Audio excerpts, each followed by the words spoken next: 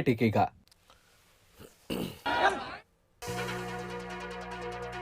अकोल्यामध्ये असदुद्दीन ओवैसींच्या सभेमध्ये लाठीचार्ज। सभेला आलेले लोक अनियंत्रित, उडाला मोठा गोंधळ। कोणतेही नियोजन नसल्यामुळे गर्दी अनियंत्रित। गुरुद्वाराच्या गादीवर बसण्यावरून धुळ्यामध्ये 2 गटांमध्ये वाद। गुरुद्वारा परिसरामध्ये दगडफेक, 2 जण जखमी, 8 जण ताब्यात।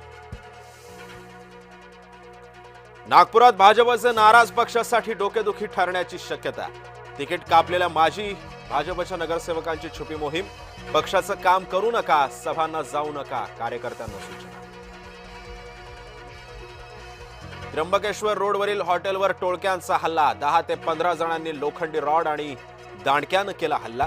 हल्ल्यामध्ये हॉटेल मॅनेजर गंभीर जखमी, तर हॉटेलची सुद्धा केली तोडफोड। कांदिवलीमध्ये ठाकरे गट आणि भाजप कार्यकर्ते आमने सामने। दोन्ही बाजूंच्या कार्यकर्त्यांकडून जोरदार घोषणाबाजी। उद्धव ठाकरेंच्या शाखा भेटी दरम्यान घोषणाबाजी।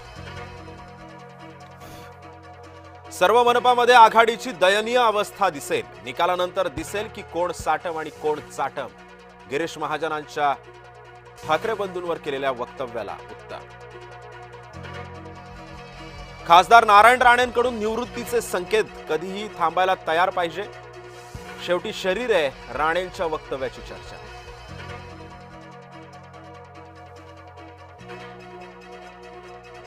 कार्टूनिस्ट आणि कॅमेरामॅनची युती नाहीये, तर ही कन्फ्युजन आणि करप्शनची युती आहे। फडणवीसांची ठाकरे बंधूंवर जहरी टीका।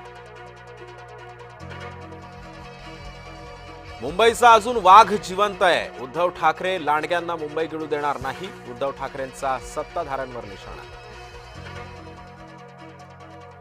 भाजपचं दबावशाहीचं राजकारण सुरू। सुजात आंबेडकरांची टीका। बिनविरोध नगरसेवक निवडणुकीवरूनही आंबेडकरांचा हल्लाबोल। आमचा आरएसएस विरोधातील लढा वैचारिक असल्याचंही केलं स्पष्टीकरण। राज्यामध्ये हिंदीची सक्ती नाही, उपमुख्यमंत्री एकनाथ शिंदेंची ग्वाही। तापमानाचा पारा घसरल्यानं आंबा बागायतदार सुखावले। कडाक्याच्या थंडीमुळे आंब्याला चांगला मोहर। छत्तीसगडमध्ये 2 चकमकींमध्ये 14 नक्षलवादी ठार। तेलंगणामध्ये 20 नक्षली शरण। सुरक्षा दलासह पोलिसांची मोठी कामगिरी। लोणावळ्याच्या लायन्स पॉइंट येथील खोल दरीमध्ये आढळला तरुणाचा मृतदेह। ऑफिसला जातो सांगून घराबाहेर पडला होता। मयत परेश हटकर असं मृत तरुणाचं नाव। ऑलिम्पिक यजमानपद मिळवण्यासाठी भक्कम पावलं। पंतप्रधान नरेंद्र मोदींची ग्वाही। आंतरराष्ट्रीय कायद्याचं उल्लंघन। व्हेनेझुएलावरील हल्ल्याप्रकरणी चीनकडून अमेरिकेचा निषेध। बांगलादेशचे सामने भारताबाहेर। सुरक्षेच्या कारणास्तव श्रीलंकेत खेळवण्याची आयसीसीकडे विनंती।